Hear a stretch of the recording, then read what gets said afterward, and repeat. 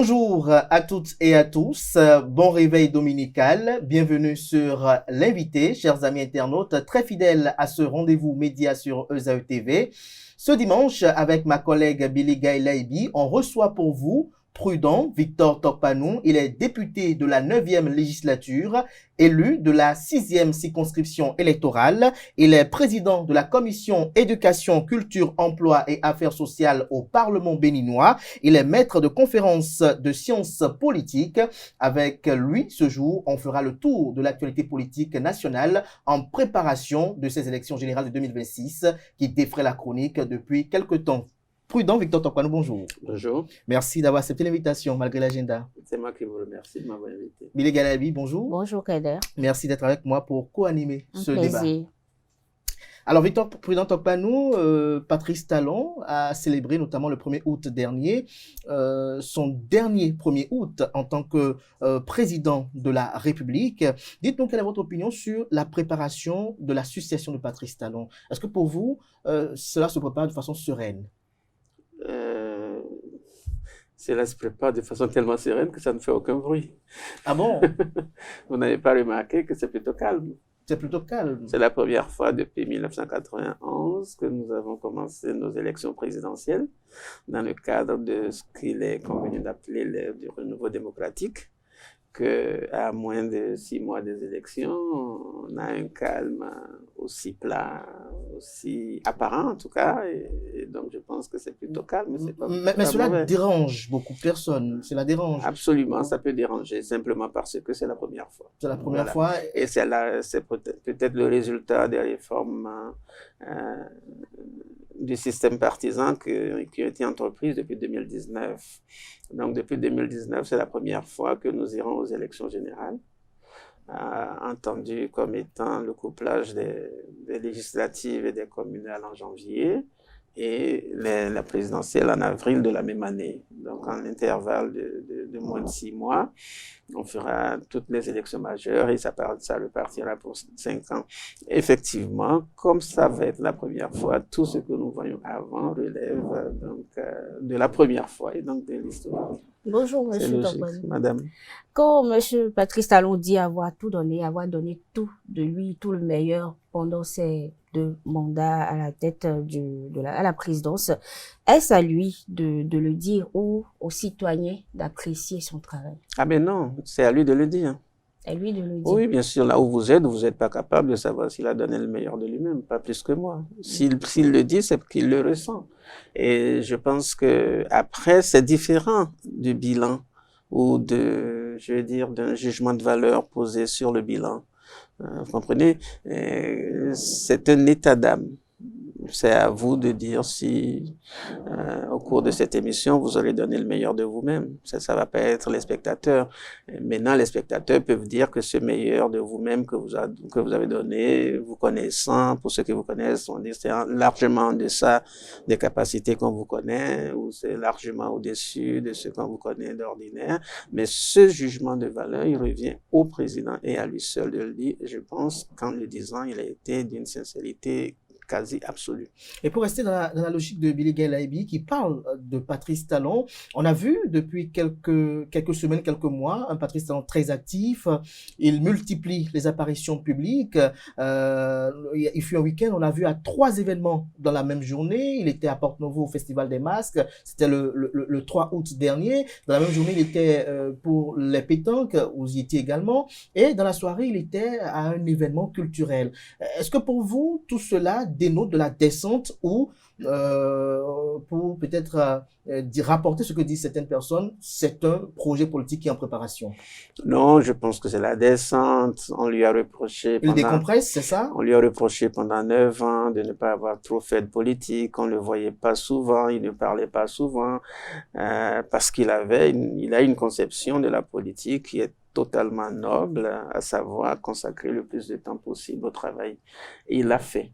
Maintenant, il est vers la fin. Je pense que qu'il fasse un peu de politique maintenant pour contenter ceux qui le lui ont reproché depuis 9 ans. Je pense qu'on peut pas lui le reprocher. Finalement, faut qu'on sache ce qu'on veut, quoi. Qu'il fasse de politique et certaines personnes s'attendent à la décision politique de sa part, telles que, par exemple, ceux qui quémandent la libération de Joël Frédéric Aïvo, professeur à l'Université d'Abomey Calavi.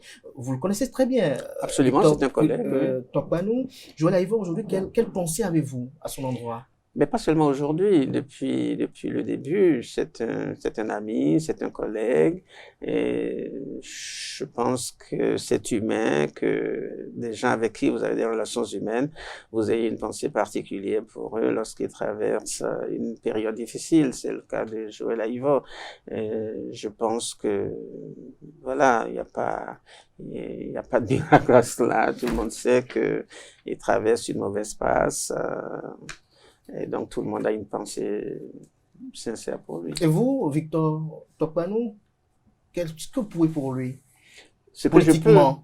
Je ne pense pas que je sois capable de grand-chose. Qu'est-ce qui est possible pour lui politiquement? Ce qui est possible politiquement ne peut provenir que du président de la République, et du président de la République tout seul, c'est-à-dire soit une amnistie, soit une grâce.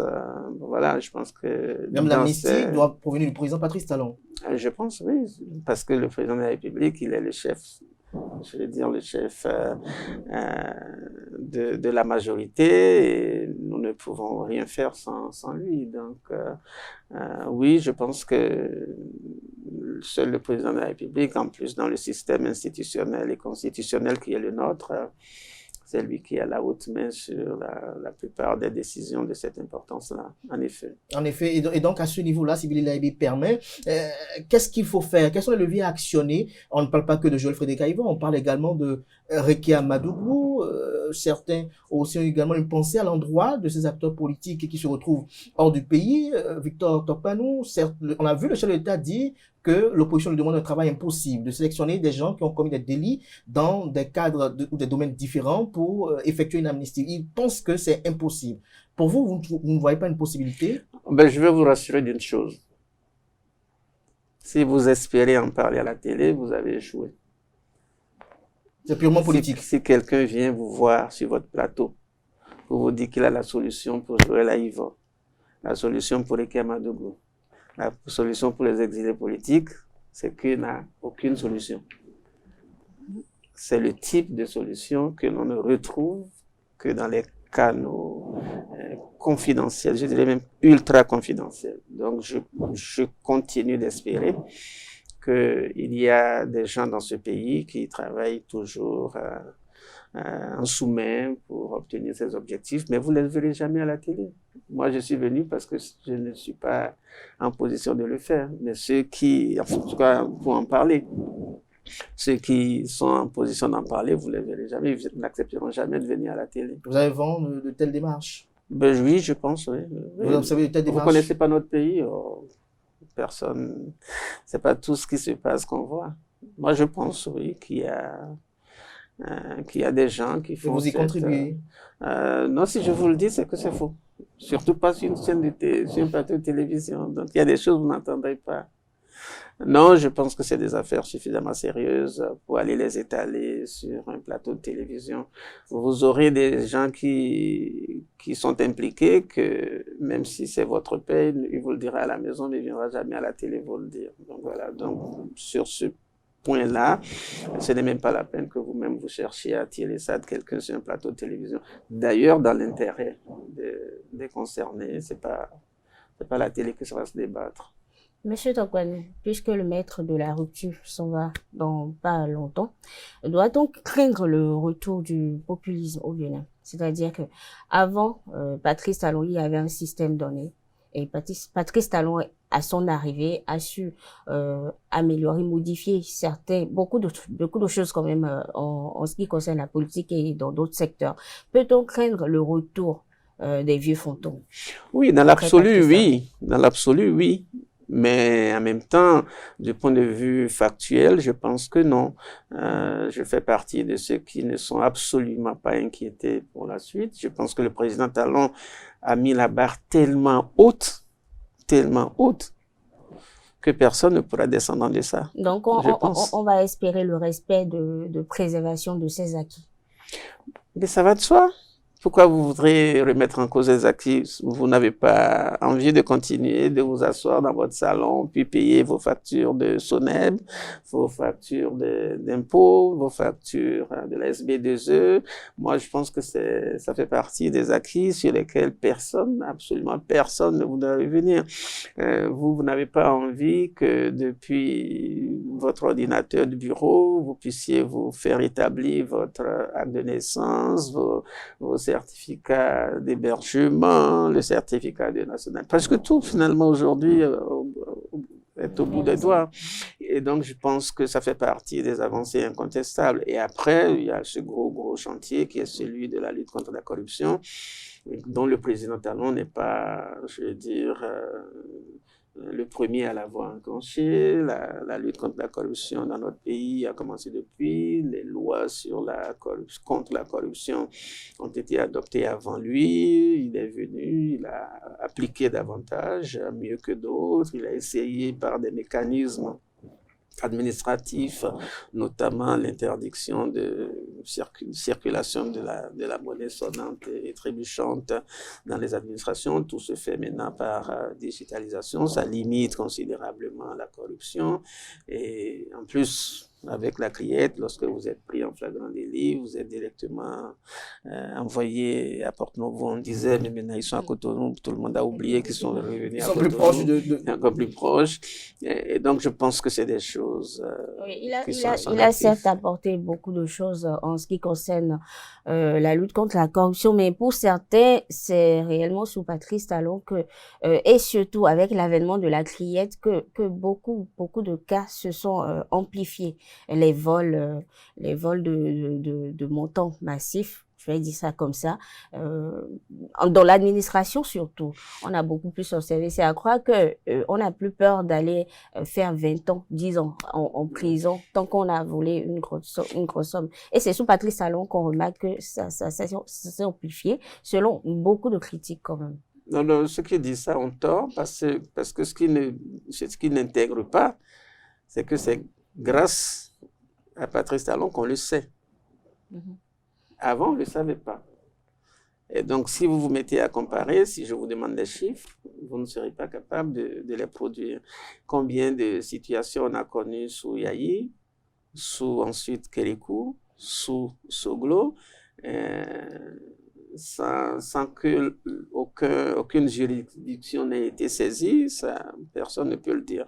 Par contre, c'est vrai, aujourd'hui, le fait qu'il y ait une juridiction qui les traite, ça fait une publicité autour et on a le sentiment qu'il y en a davantage encore. Au contraire, je ne pense pas. Si on va dans les statistiques, on se rendra compte que ça a baissé. Ça a baissé. Mais parlons de cette juridiction-là, la Cour de répression des infractions économiques et du terrorisme criette. Que répondez-vous à ceux qui parlent d'une hyperactivité de cette juridiction, qu'elle est comme devenue celle qui rafle la vedette aux autres? Oui, c'est vrai, parce qu'elle a un mode de fonctionnement différent des tribunaux classiques, on va dire traditionnels. Et donc, effectivement, on a le sentiment que ça fait plus de spectacles, mais en réalité, ils sont beaucoup plus efficaces. Est-ce qu'elle est utile vraiment pour vous? Alors, je pense que oui. Je pense que oui, elle est utile. Je ne sais pas si vous posez la question dans le sens de ce que c'est seulement au Bénin. Non, les cours de répression existent dans beaucoup de pays. Je pense au Sénégal, ça existait déjà au Sénégal avant qu'on ne le fasse. Et depuis quelques années, je pense que la Guinée, d'autres pays également l'expérimentent. Donc, je veux dire, c'est utile, oui.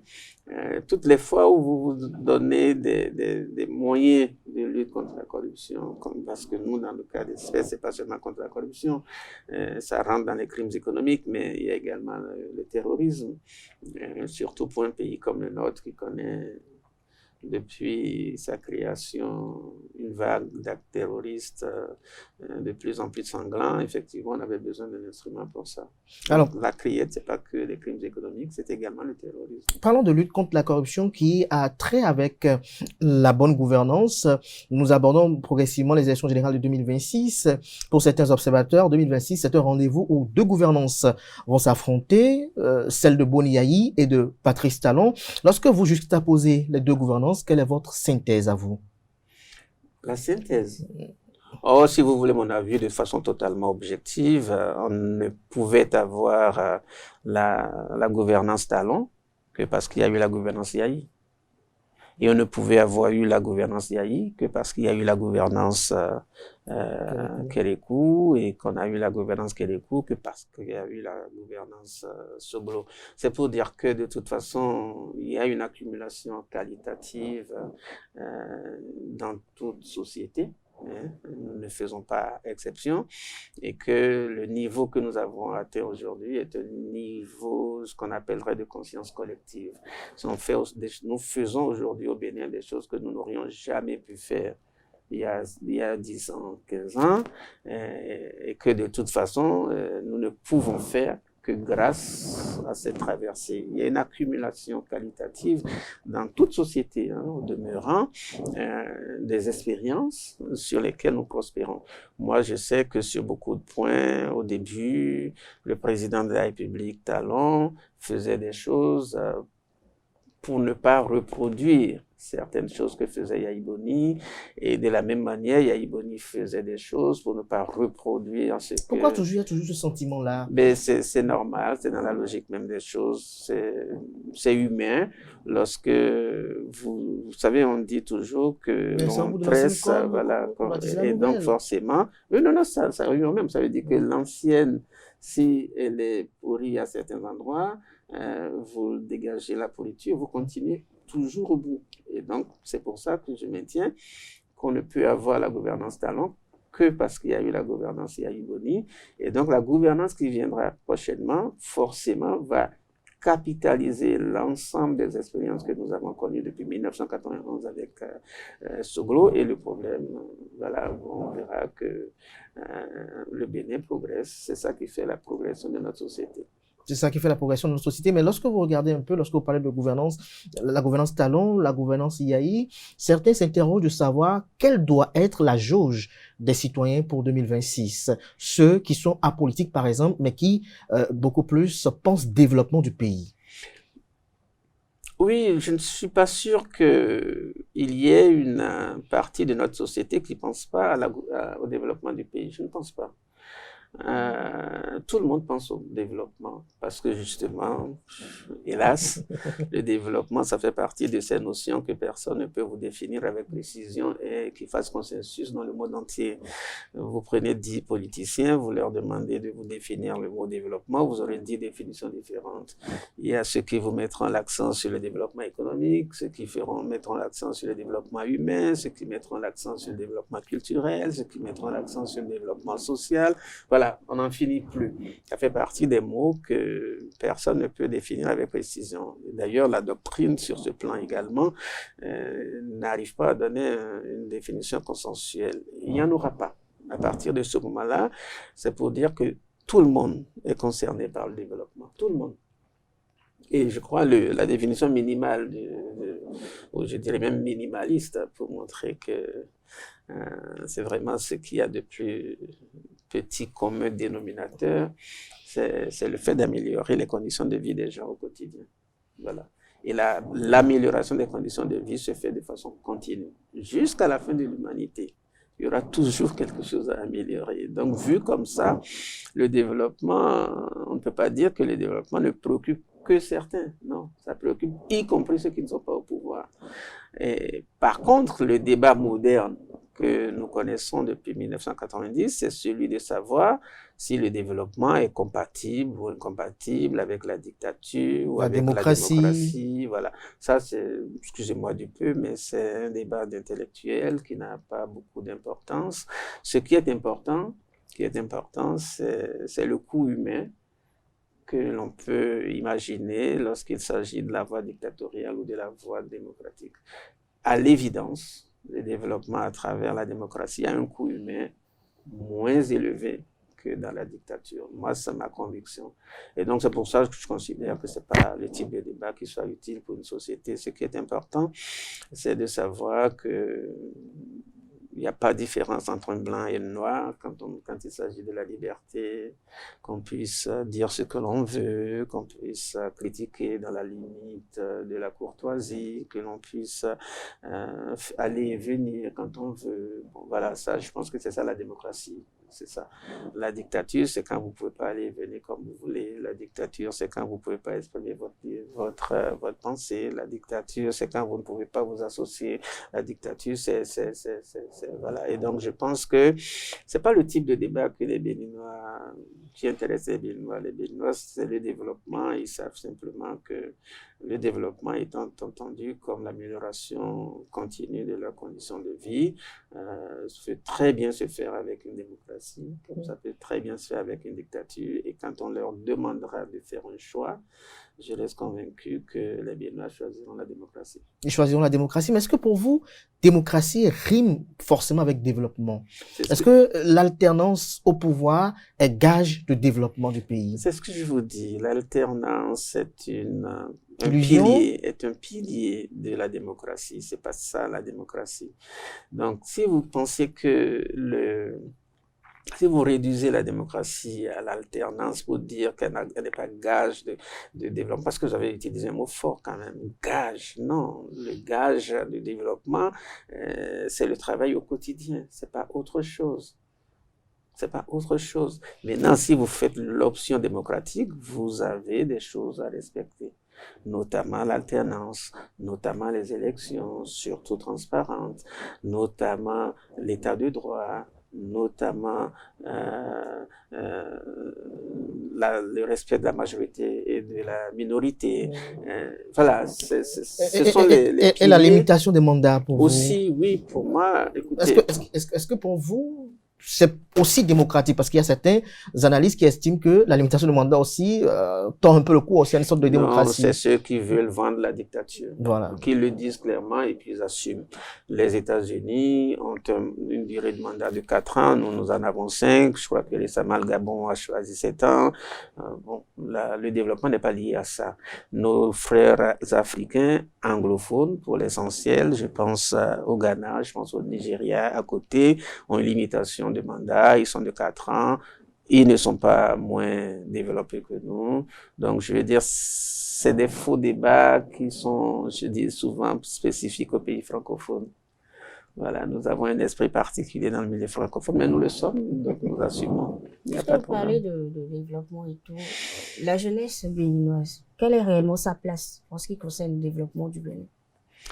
Mais ça aussi, ça fait partie des débats qui en fument. Vous savez, moi, je ne connais pas une seule société au monde qui se soit construite dans ce qu'on appellerait un conflit intergénérationnel. Il n'en existe pas. À tout moment, il y a toujours 3 générations, parfois 4, dans les pays où l'espérance de vie est très élevée, qui cohabitent. Vous avez les enfants, vous avez les parents, vous avez les grands-parents, en général. Mais la société a toujours été construite par le travail de ces 3 générations.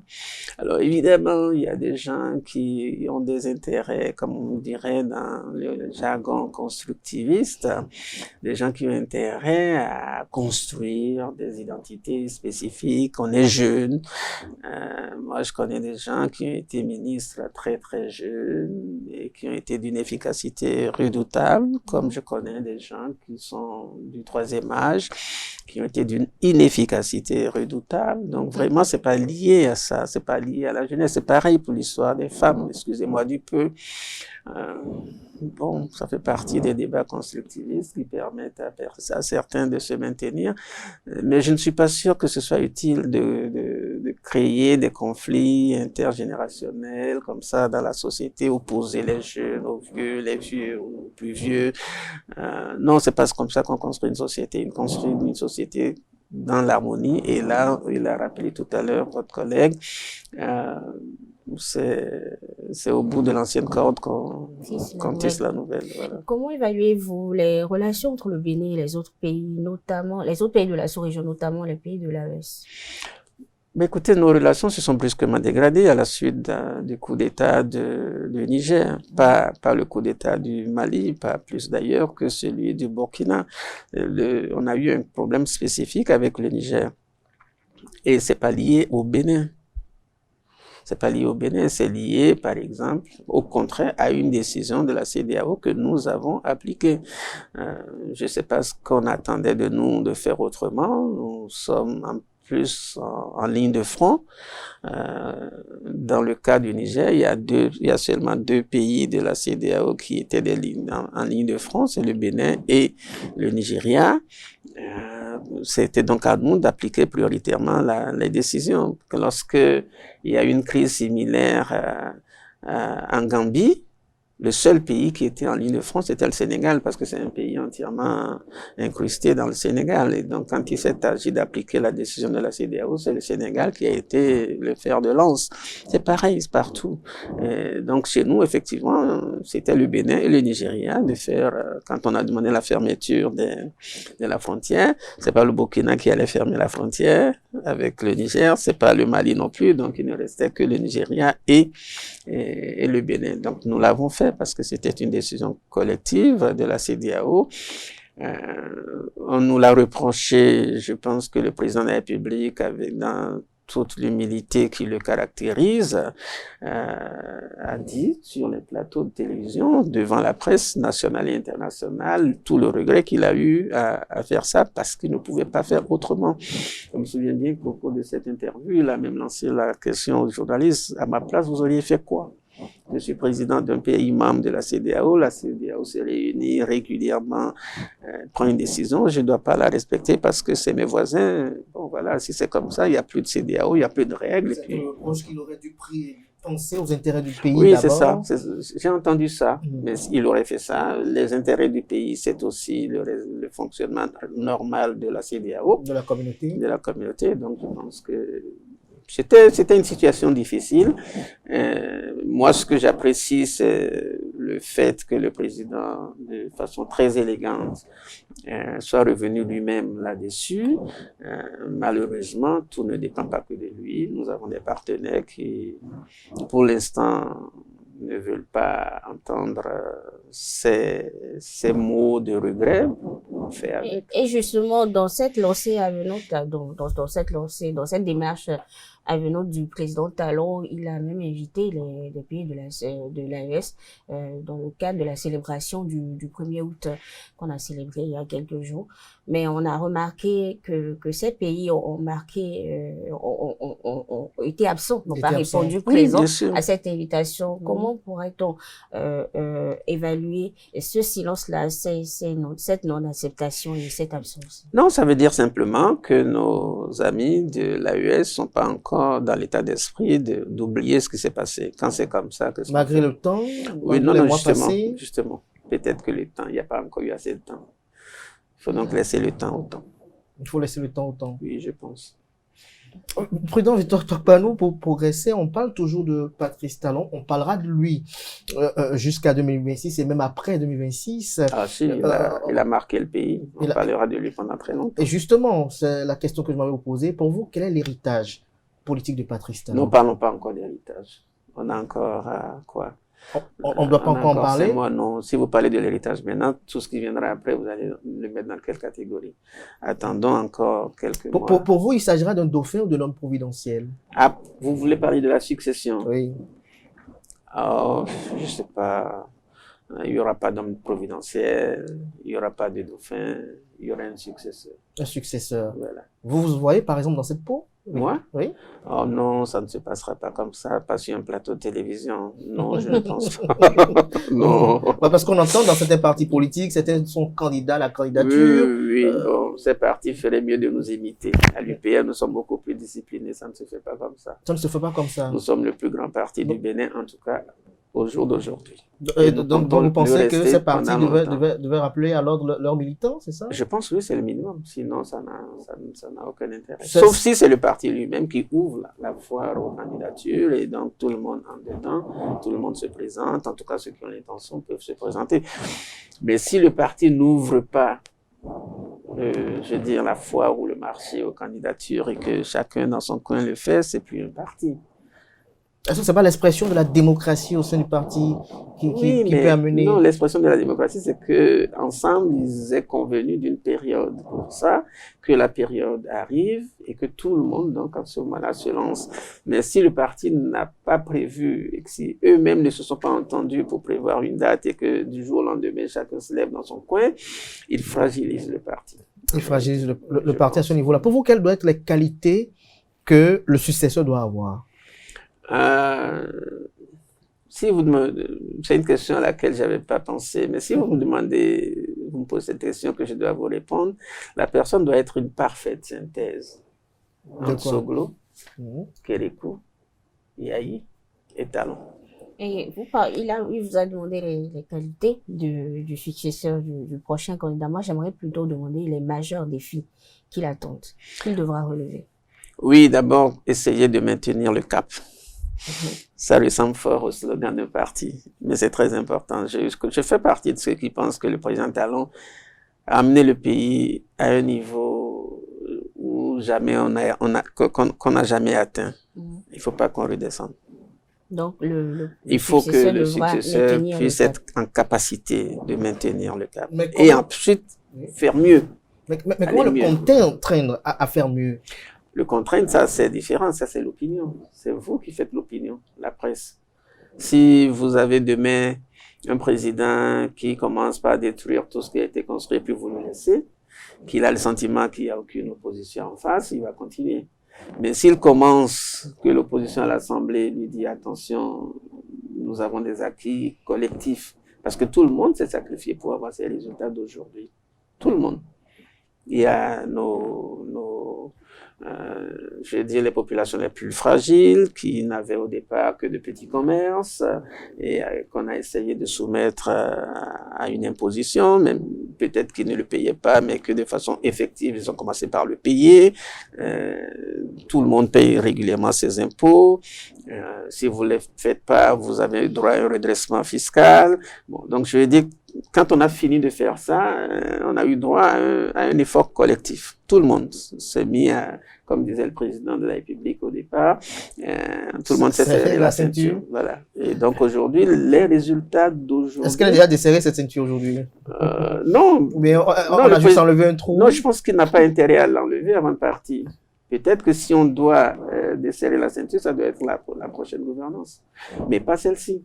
Parce que si le président, après avoir tenu de cette manière un peu plus de 9 ans, dans les derniers mois, il baisse la garde, ce serait un désastre. En tout cas, c'est ce que je pense. Il ne m'a pas demandé mon avis, mais s'il demande mon avis, je ne lui conseillerais pas de descendre la garde. Si descendre de garde, il doit y avoir, ça doit être après lui, mais pas avant lui. Après lui, pas avant lui, Billy. Monsieur Tongouanou, comment le Bénin peut-il promouvoir la bonne gouvernance et sinon la transparence dans la gestion des affaires publiques? Vous croyez qu'on n'en a pas assez pour l'instant? Oui, on a de la bonne gouvernance. Je crois que tous les indicateurs internationaux nous placent dans les meilleurs positionnements.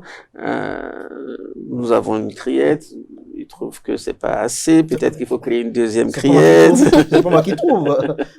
Bon, c'est pour dire que nous avons mis en place tous les instruments. Il y a. Certains estiment que cette criette-là serait le bras armé de l'exécutif pour parfois régler légalement des comptes politiques. Ça peut être perçu comme ça, mais il faut jamais dévier ça de ses fondamentaux, parce que de toute façon, vous ne ferez jamais l'unanimité. Si vous ne m'aviez pas dit que certains estiment le contraire de ce que je pense, je me serais inquiété, j'aurais pensé que nous étions en dictature. Non, non, et il est normal, la démocratie, c'est la pensée plurielle, la diversité de la pensée. Et donc, que les gens pensent le contraire parfois, jusqu'au contraire même de ce qui est fait, c'est logique. Le rôle du gouvernement et des soutiens du gouvernement, c'est d'apporter les explications, la pédagogie qui va avec, et c'est ce que nous faisons. Nous essayons d'expliquer au mieux. Au mieux. Au mieux. Prudent Victor Tongouanou, on vous sent quand même ardent défenseur des acquis de Patrice Talon, si on peut le dire ainsi, depuis qu'on a commencé cette émission.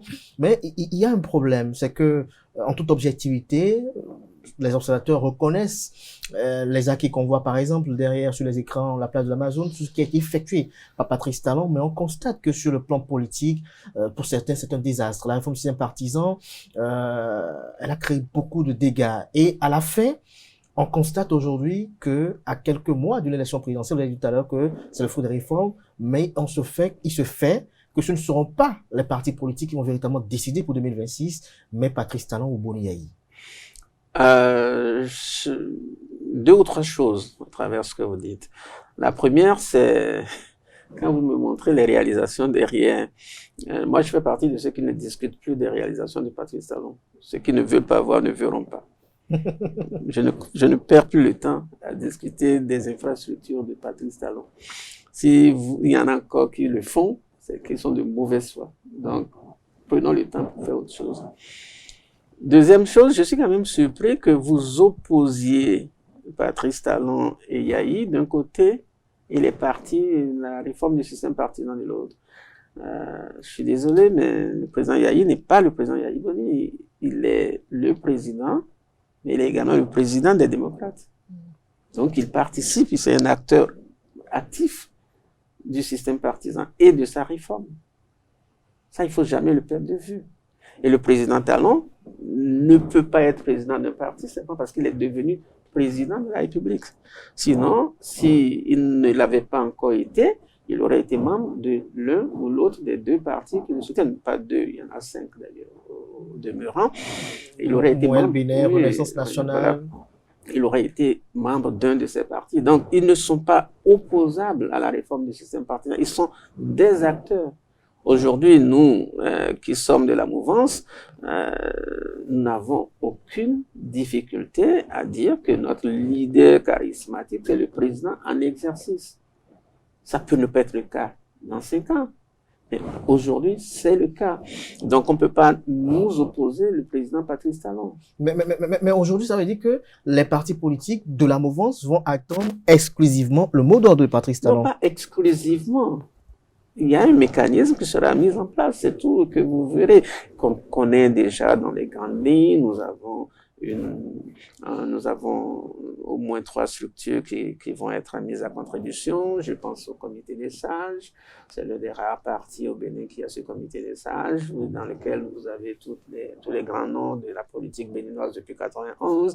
Je pense à Moussou Bruno, je pense à Boubedji jusqu'à une date récente, je pense à Nago, je pense à Idikola Olé. Bon, en tout cas, nous avons, je pense au Dinokhwe.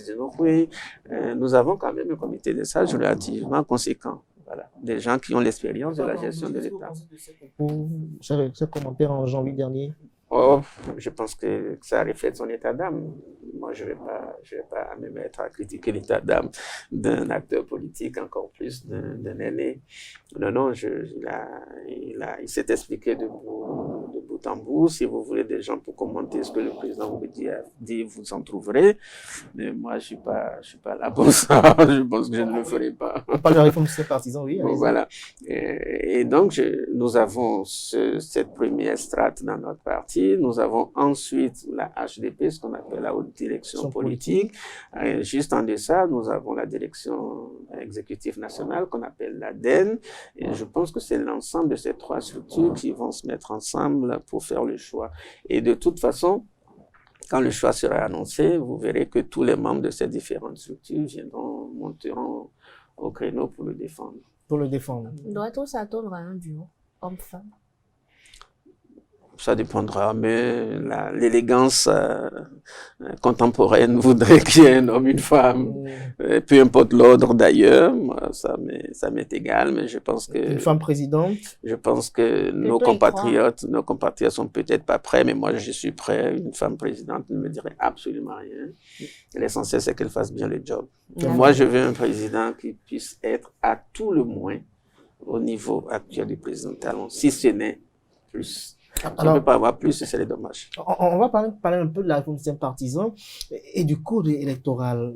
La réforme du système partisan aujourd'hui, le paysage politique, comment vous l'observez aujourd'hui? Est-ce que vous pensez que après plusieurs années d'expérimentation de cette réforme-là, est-ce que vous pensez que le personnel politique a véritablement compris l'essence de cette réforme-là, ou la plupart attendent l'après-talent pour renouer avec les anciennes commodités? Il y a un risque.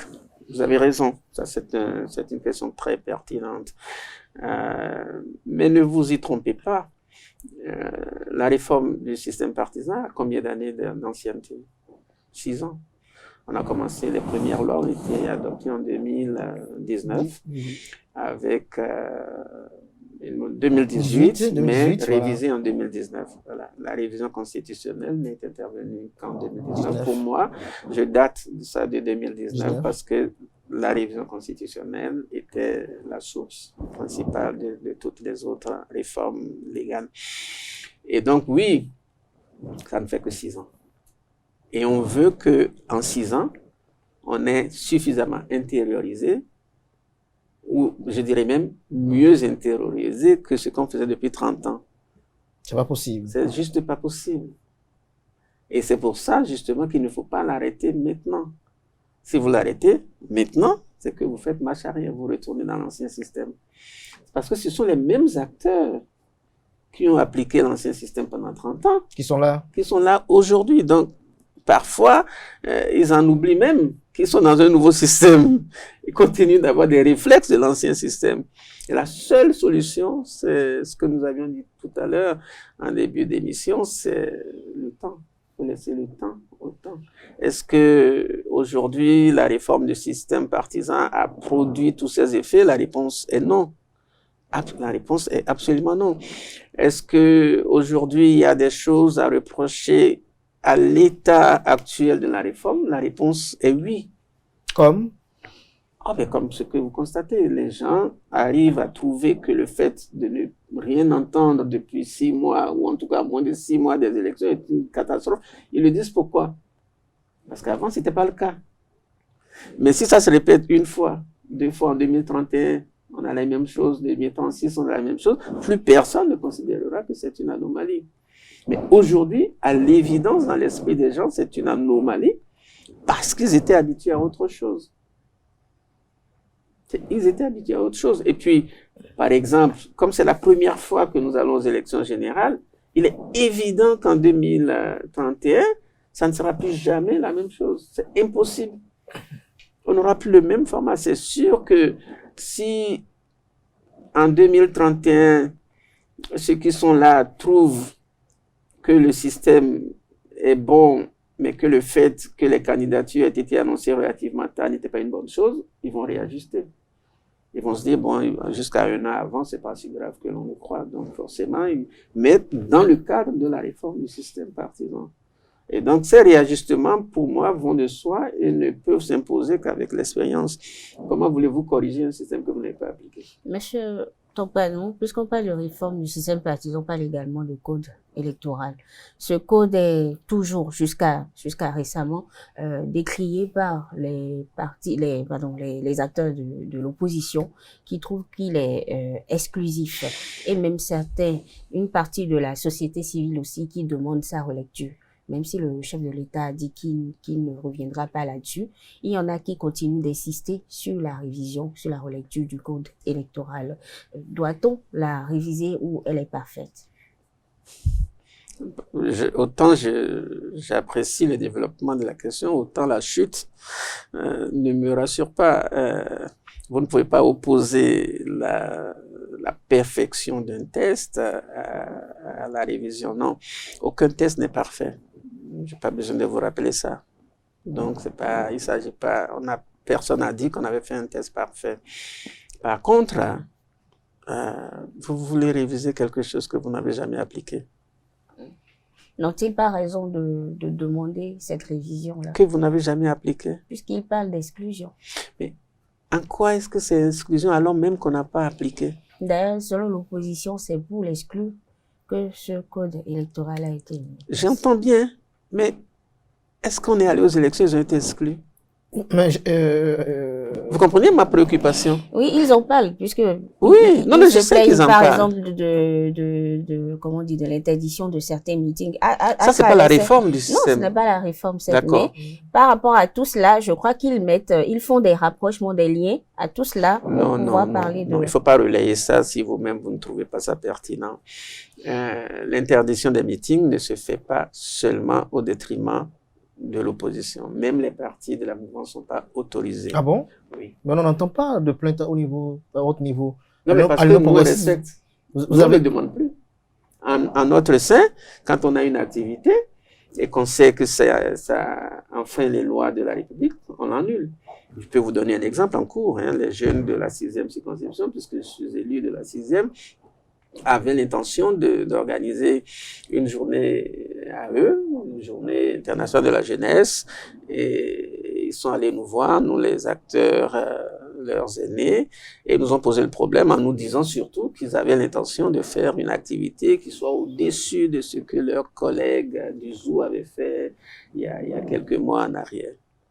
Ça a dit c'est fini. La période dans laquelle on est, vous ne pouvez plus faire une activité de masse où vous réunissez 300, 500, 1000 personnes, c'est impossible. Pourquoi c'est impossible? Parce que la loi l'interdit. À quel niveau? Laquelle des lois? Sur les manifestations.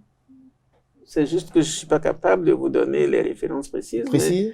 Sur la loi sur les manifestations, il est dit que vous ne pouvez pas faire de réunion publique dans un délai, je crois même d'1 an avant les élections, en lieu public. Voilà. Si vous voulez le faire, vous le faites en lieu couvert. Ça, c'est donc, c'est cette loi maison, qui s'applique à la mouvance et à l'opposition. Bien sûr.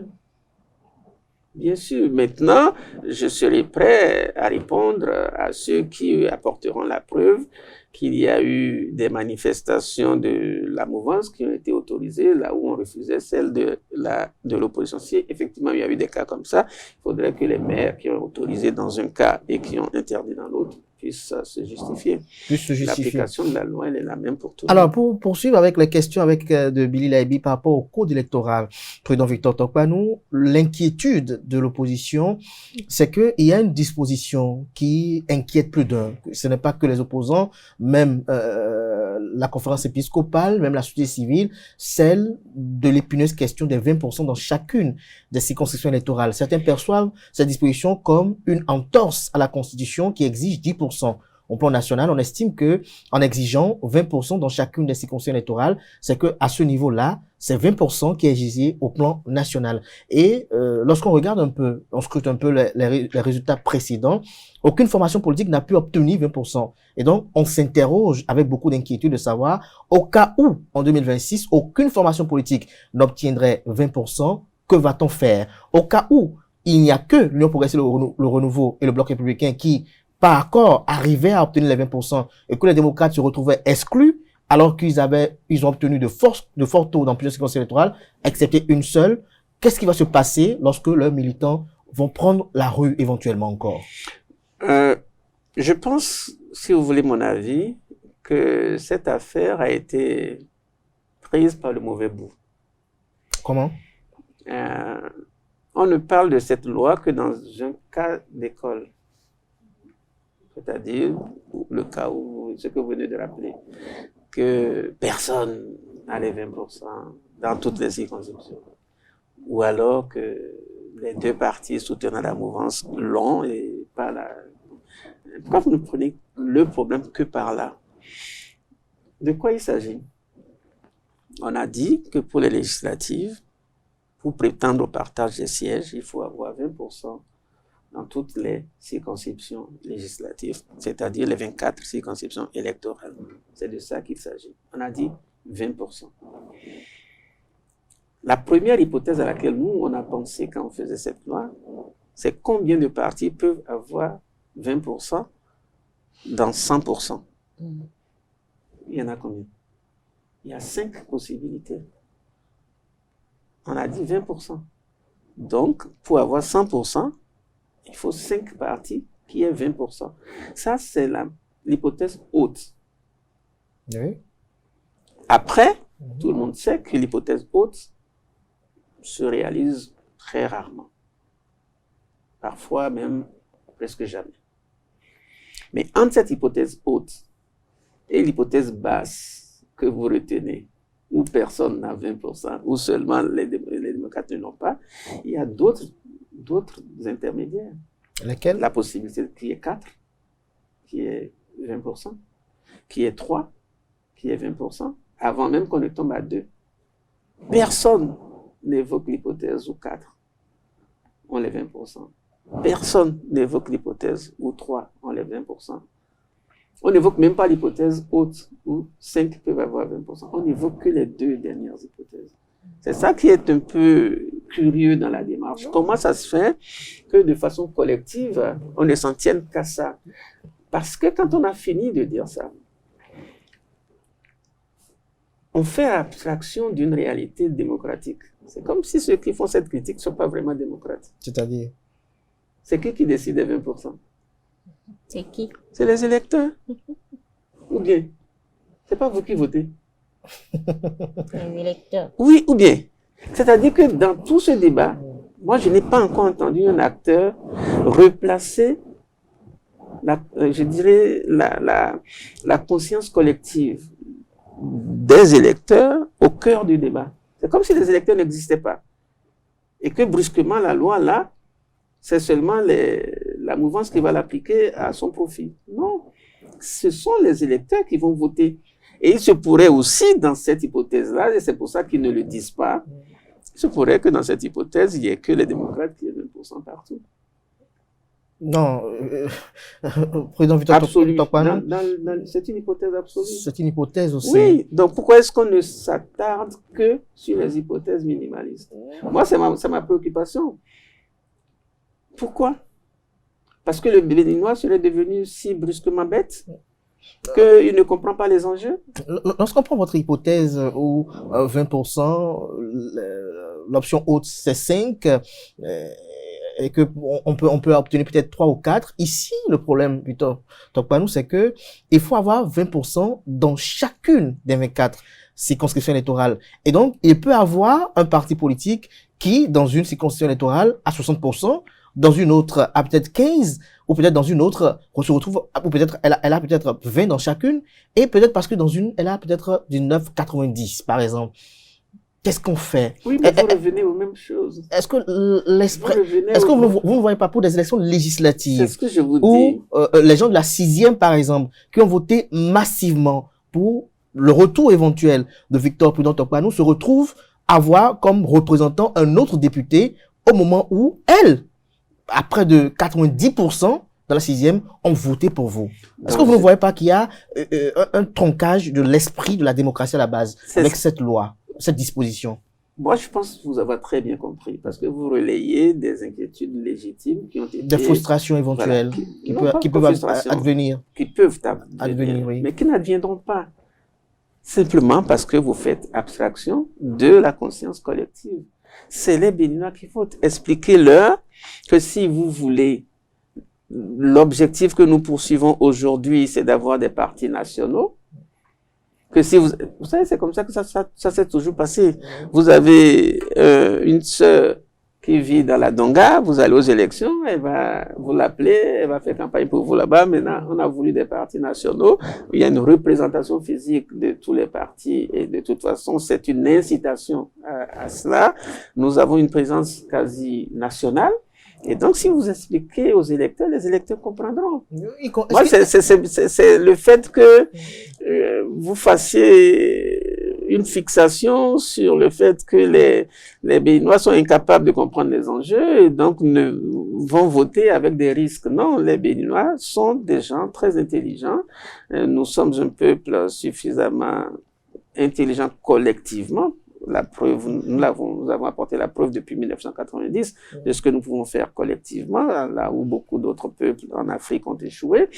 Et donc, pour moi, c'est pas un problème. L'essentiel, c'est au lieu de perdre le temps à anticiper sur des frustrations, à anticiper sur d'éventuelles crises, mais si vous prenez tout ce temps pour expliquer aux populations, voilà les enjeux, voilà le nouveau code que nous avons voulu, voilà l'esprit, voilà ce qu'on attend de vous, Moi, je reste convaincu que les Béninois comprendront. Ils comprendront, mais juste que on se dit que la loi n'a pas pris en considération les partis politiques actuellement en vigueur au pays.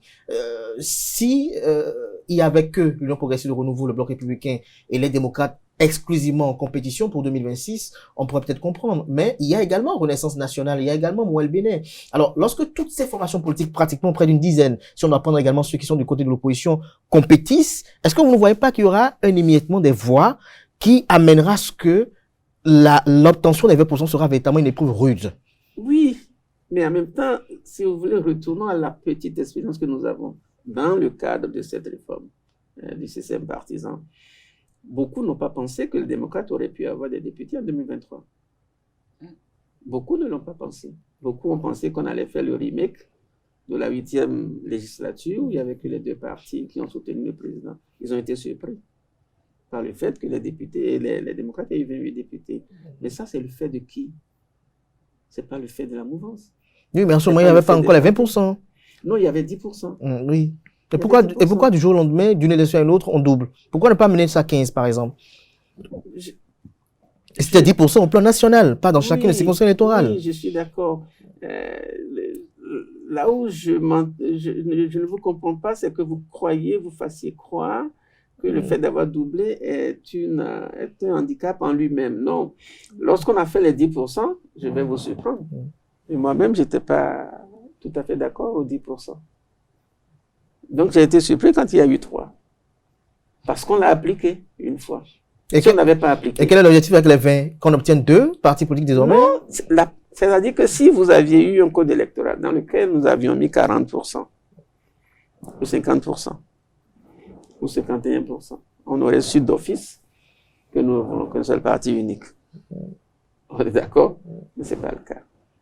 On n'a pas dit 50%.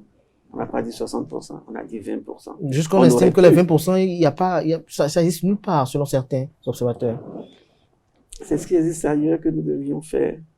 On n'avait pas les mêmes problèmes. Quand nous avons voulu notre réforme du système partisan, c'était pourquoi? Parce que nous avions constaté l'état dans le fonctionnement du système partisan. Nous avions remarqué, par exemple, nous avions beaucoup reproché l'inexistence d'un fonctionnement démocratique des partis politiques. Nous avions remarqué que pour beaucoup, c'était juste des clubs électoraux. Nous avions aussi constaté qu'aucun parti, parce que totalement émietté, n'avait jamais réussi à porter son candidat à la présidence de la République. Nous avions fait un certain nombre d'observations. Nous avions expliqué également que l'inexistence du financement public handicapait l'action nationale de beaucoup de partis. Donc on s'est dit, on met tout ça dans un sac. Et on propose des réformes pour les corriger. Mais une fois de plus, du point de vue démocratique, il pourrait y avoir d'autres solutions. Et personne n'avait dit qu'il n'y avait qu'une seule solution. Mais le régime en place a fait une option.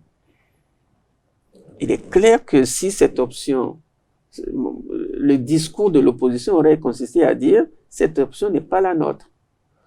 Nous l'appliquons parce que nous sommes des légalistes et que vous êtes au pouvoir, vous avez pris. Mais le jour où nous, on viendra au pouvoir, voilà ce que nous allons faire. » Et personne ne pourra s'y opposer. La société civile dira qu'elle n'est pas d'accord. Le clergé dira qu'il n'est pas d'accord. L'opposition dira qu'elle n'est pas d'accord. Et pourtant, ils ont la légitimité démocratique pour proposer des réformes. C'est tout. Moi, je pense que c'est dans cet esprit qu'il faut mais pour une réforme qui doit éprouver tout cela, est-ce qu'il n'est pas quand même utile de peut-être écouter un peu ce qui est dit par ces voix dissonantes là pour prévenir de crise? Parce que tous ceux qui alertent aujourd'hui ne veulent pas que ce qui s'est produit en 2019, en 2021 se reproduise aujourd'hui, en 2026. Et que ce premier essai des élections générales de 2026 soit véritablement une fête. C'est possible. C'est possible. Vous pouvez aussi faire asseoir des gens et ne rien tirer de ça. Vous pouvez faire asseoir les gens et tirer de ça une solution qui, à l'application, s'avérera pas aussi pertinente. Pourquoi au niveau de la mouvance, vous ne prouvez pas votre bonne foi en amenant peut-être à 15%, en ramenant à 15%? Non, c'est pas une question de bonne foi. Je ne vous laisserai pas dire ça parce que c'est comme si c'était fait de mauvaise foi. Non.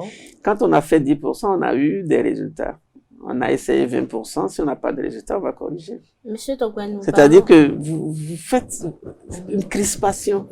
Et ça ne permet pas un débat, contradictoire. De ces 20% qu'exige le code électoral. Vous pensez réellement que les populations comprennent réellement ce que ça demande, ce que ça... Oui. Ça comprend. Pour avoir été aux élections... Vous pensez qu'ils comprennent réellement? On ne parle pas seulement d'aller voter. Hein. Non, je sais. Est-ce qu'ils comprennent réellement le contenu? Oui. Si le jour où vous irez aux élections, vous allez voir vos contacts avec les populations. On a souvent dit que c'est des analphabètes, mais la conclusion que moi j'en tire, c'est qu'ils sont analphabètes, mais pas bêtes. Ils sont pas bêtes. Non, pas du tout. Je vais vous donner une anecdote. Vous savez, à la veille des élections de 2023, il y avait 2 bonnes dames de mon quartier qui avaient travaillé avec moi tout le temps jusqu'à l'avant-veille des élections. Le vendredi soir, on avait les élections le dimanche. Le vendredi soir, elles sont allées me voir. Elles me disent, bon, président, nous t'aimons bien, nous avons travaillé pour toi. Mais nous avons une certitude, c'est que toi, tu es tête de liste, tu seras élu quoi qu'il arrive. C'est pour ça qu'on vient t'informer qu'on ne va pas voter pour toi. On va voter pour les démocrates. Il faut que les démocrates aussi aient un peu des gens qui ont travaillé avec moi, qui ont eu l'honnêteté. C'est pour ça que quand vous avez vécu ces épisodes-là, ce qu'on raconte sur les Béninois qui ne comprennent pas, c'est des histoires. C'est des histoires. C'est des histoires. Les Béninois comprennent très bien les enjeux. Trop bien même. L'essentiel, c'est qu'on leur explique chaque communauté dans sa langue et qu'on ne dise pas demain, vous sont allés parler en français, on n'a pas compris. Si vous leur parlez dans la langue qu'ils comprennent, vous aurez les résultats que vous voulez. Tous ceux qui pensent le contraire, c'est ceux qui ne sont jamais allés aux élections. Et peut-être que avant que je n'aille aux élections, il y a quelques années en arrière, j'aurais pensé de la même manière que vous. C'est pour ça que moi, je suis pas inquiet. Au lieu de prendre le temps à gloser sur les frustrations possibles, les crises à venir, etc., expliquer les enjeux. Expliquer les enjeux. Les Béninois sont des gens très intelligents. Très intelligents. Qu'est-ce que j'appelle l'intelligence collective du peuple béninois. On a posé la question au chef de l'État, au cas où personne n'a 20%, il a dit la Cour constitutionnelle va arbitrer. Et vous avez suivi également les commentaires à ce niveau. Oui, mais évidemment. Je pense qu'avant qu'il ne dise ça, il y a une dame qui a dit ça dans la salle. Je pense que le président a fait une réponse en fonction de l'atmosphère. Et puis après tout, oui, la Cour pourrait se prononcer, sauf que je suis incapable de vous dire ce que la Cour serait amenée à dire. Parce que, pourquoi est-ce que la Cour devrait se prononcer? Est-ce que la Cour pourrait reporter les élections, l'organisation des élections, si elle est saisie, dans un cas d'espèce par exemple? J'ai pas envie d'évoquer ces hypothèses-là parce que vous alimentez la psychose. Je pense qu'on n'aura pas une hypothèse comme ça. Je reste convaincu. Si toute la classe politique fait son travail. Sinon, le report des élections est possible avec la Cour constitutionnelle. De quelles élections? Des élections générales. Non, pourquoi? Elles sont constitutionnalisées. Oui, elles sont constitutionnalisées, mais au cas où aucune des formations politiques n'obtient 20%, est-ce qu'on peut reporter l'année électorale? Non, pourquoi? Pourquoi vous partez des législatives à l'année électorale? L'année électorale, c'est 3 élections. Justement. C'est communal, qui respecte des règles différentes. Des législatives, c'est 10%. Mais si déjà au niveau des législatives, on a déjà un problème. Oui, mais ça ne veut pas dire qu'on a eu des problèmes au communal. Et ça ne veut pas dire qu'on aurait des problèmes au présidentiel. C'est pour ça que je ne comprends pas l'idée selon laquelle on parle d'une crise aux législatives et puis on reporte l'année électorale. Ça n'a pas de sens. Donc les législatives pourront être organisées après? Oui, éventuellement, s'il y a un problème avec les législatives. Et moi, je pense qu'il n'y aura pas de problème. Mais s'il y a un problème, effectivement, elles pourront être organisées. Personne ne peut partir des problèmes liés à une élection pour reporter toute une année électorale. Je ne sais pas si vous comprenez ce que j'ai dit. Tout à fait. Et je pense que le président de la République n'a jamais dit ça non plus. Non, ce sont des inquiétudes. Non, la question a été posée aux législatives. Justement. Le président n'a pas répondu pour la présidentielle. Il n'a pas répondu pour les communales. Il a répondu à une question précise. Et donc, il y a des gens qui ont intérêt à entretenir une psychose parce que ça fait leur jeu et on lance toutes sortes de débats Parfois, moi, je m'y perds et je me demande si nous avons la même intelligence parfois, mais bon, non, je me dis qu'il y a pas de problème majeur. On peut pas partir d'une crise pour les législatives et reporter toute une année électorale. Monsieur Tokwanou, en dehors de code électoral, système, réforme du système partisan, moi j'aimerais vous poser une question sur la sécurité nationale. C'est quoi, selon vous, les enjeux clés pour la sécurité nationale au Bénin aujourd'hui? Si vous voulez parler de la crise du terrorisme au nord du pays, je pense que le gouvernement fait l'essentiel, en tout cas tout ce qu'il peut, tout ce qui est en leur pouvoir. Mais comme je dis toujours, c'est pas le gouvernement, ni nous, ni le gouvernement précédent, encore moins le gouvernement à venir, qui maîtrise le programme des terroristes. L'agenda des terroristes n'est pas le nôtre. Toujours Il y a quelques années, ils n'étaient pas chez nous. Donc pourquoi brusquement c'est chez nous? Et demain peut-être un autre pays. Donc il y a un agenda caché des terroristes. L'essentiel c'est que nous soyons prêts toutes les fois où nous serons attaqués à pouvoir contre-attaquer et éventuellement, au mieux d'ailleurs, anticiper sur les attaques pour qu'on ne soit pas obligé de réagir. Parlons de sécurité, je parlerai également de stabilité du prochain régime. On a vu que Patrice Talon, il a pu tenir son pouvoir de main de maître, il a esquivé, il a échappé, si on peut le dire ainsi, à une tentative de coup d'État. Et certains observateurs s'interrogent et invitent la classe politique à tenir compte des enjeux, notamment de la crise du terrorisme et également des relations avec le Burkina et le Niger, afin que le régime qui va venir ne soit pas un régime comme à la Bazoum. C'est-à-dire, qu'est-ce que vous mettez dans le régime à la Bazoum? Un régime élu, un successeur désigné, élu, mais qui se fait évincer sous prétexte qu'il y a la crise avec le terrorisme, il n'y a pas une bonne option. Oui, là, vous avez bien parlé vous avez utilisé le mot juste, sous prétexte. Si chacun se lève pour faire les choses sous prétexte, évidemment, on ne s'en sortira pas. Non, croisons le doigt que nous ne soyons pas dans le même cas de figure que le Burkina, encore moins que le Niger ou le Mali.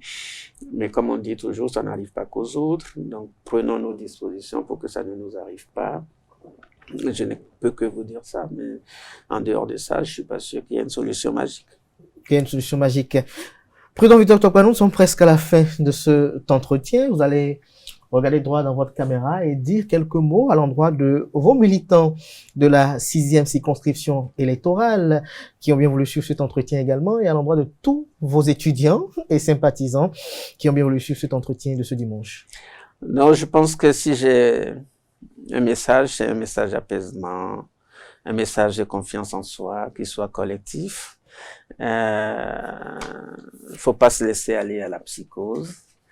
Je ne suis pas sûr que les dirigeants au pouvoir aient l'intention de faire des choses qui conduisent le pays dans des difficultés. Au contraire, sauf à être de mauvaise foi, mais je ne pense pas que nous soyons de mauvaise foi, ni d'ailleurs la mouvance que l'opposition. C'est une classe politique.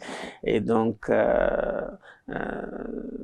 gardons notre sérénité comme nous avons pu le faire depuis 1990-91 et je crois que, comme disait le président Patrice Talon la dernière fois, le meilleur est à venir et je pense que nous avons les bases aujourd'hui pour aller beaucoup plus loin, beaucoup mieux et ensemble, collectivement.